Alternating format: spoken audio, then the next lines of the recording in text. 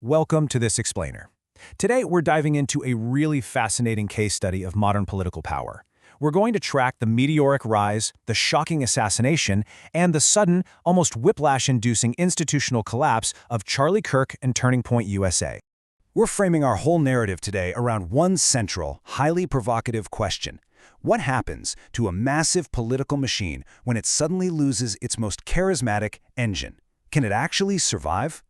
Are these massive political organizations sustainable institutions that can stand the test of time, or are they just fragile ecosystems that rely entirely on the unique, irreplaceable energy of their founder? Okay, let's start by looking at this timeline, because Kirk's ascent was nothing short of explosive. It started simply enough back in 2010, with a high school junior organizing a boycott over the price of cafeteria cookies. But just 2 years later, a chance meeting with conservative mentor Bill Montgomery led to the founding of Turning Point USA.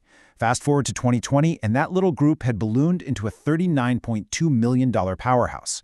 By 2024, Kirk wasn't just an organizer anymore. He had become the undisputed face of the MAGA youth movement, heavily involved in aiding the president-elect with cabinet picks.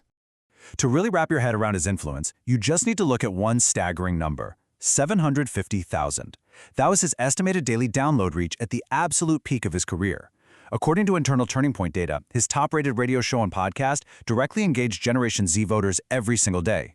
He didn't just speak to them occasionally, right? He built a daily habit of listening. This created an incredibly mobilized, intensely loyal base of followers who looked directly to him for their political cues. Now, as his audience grew, his core platform really shifted and hardened.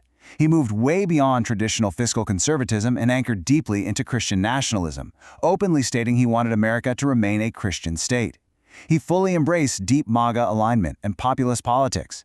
He held a strict anti-abortion stance, arguing against exceptions even in extreme cases. He also fiercely opposed diversity, equity, and inclusion programs, famously blaming these DEI initiatives for things ranging from national aviation issues all the way to the Texas floods. It was a platform designed to be aggressively confrontational, and it was highly motivating to a very specific base. His philosophy was, well, totally unapologetic. In a 2023 speech, he declared Western civilization as the absolute greatest human achievement, strictly framing it as an outgrowth of the Bible. This specific lens was incredibly effective at mobilizing massive crowds of young, conservative Christians, really giving them a sense of cultural and religious mission.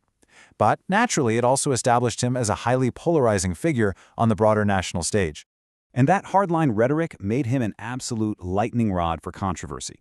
Critics, including groups like the Southern Poverty Law Center, pointed to his deeply divisive statements. We're talking about condemning the Civil Rights Act of 1964 as a huge mistake, criticizing Martin Luther King Jr., and amplifying unverified claims about the 2020 election and COVID-19.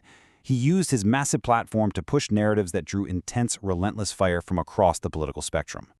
But then, the narrative takes a really tragic and abrupt turn right here. On September 10, 2025, Charlie Kirk was assassinated. He was fatally shot by a rooftop sniper while speaking at a college debate event at Utah Valley University. It was a completely shocking moment of political violence that drew international attention, and it instantly upended the massive political machine he had spent over a decade building. The immediate shockwaves across the country were just immense. Just 11 days later, an estimated 100,000 mourning supporters poured into State Farm Stadium in Arizona for his memorial service. It was a massive visual demonstration of the profound, deeply emotional connection he had built with his audience over all those years. Which brings us to what we're calling the aftermath paradox. On one hand, Turning Point USA saw an incredible, immediate boom. 32,000 inquiries poured in from people wanting to start new chapters right after his death. But that massive influx of interest collided instantly with a really harsh internal reality: deep institutional decay. The organization faced a devastating leadership vacuum and a total loss of core direction now that their central visionary wasn't there to steer the ship. You can see this paradox perfectly mirrored if we look at a single micro-story down at the University of Arkansas. Shortly after his death, hundreds of students gathered in complete unity for a campus vigil. Yet, incredibly, a mere 6 months later, that very same chapter officially disaffiliated from the national group. They completely rebranded themselves as Young American Revival, with local leadership explicitly coming out and saying that Turning Point USA had just lost sight of its conservative principles in the post-Kirk era. With his widow, Erica Kirk, stepping up to take the reins, the organization faced an impossible task: filling some incredibly large shoes. You see, Charlie Kirk had this uniquely motivating energy and a highly refined debate style. It became incredibly clear that this specific type of charisma, that whirlwind ability to generate viral confrontations and completely command a room, is something that simply cannot be seamlessly transferred or inherited by new leadership. To really visualize this sudden loss of drawing power, consider a major event in 2026. Turning Point hosted Vice President J.D. Vance in Athens, Georgia, which is a massive hub for young conservatives. Yet, this high-profile event attracted only 1,300 attendees. And here's the kicker. That crowd of 1,300, they were placed inside an arena built for 6,500. This stark reality of thousands of empty seats was quickly dubbed the empty hall embarrassment by conservative commentators.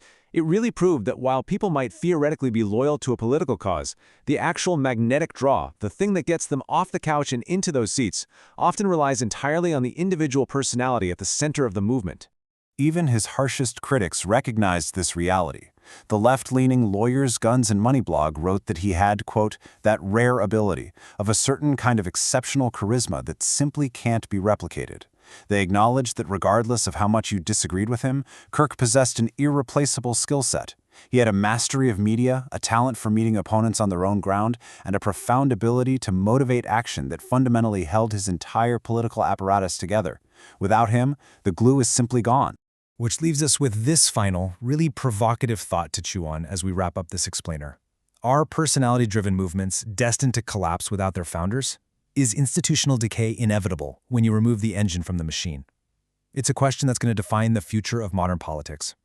Thanks so much for joining us for this explainer.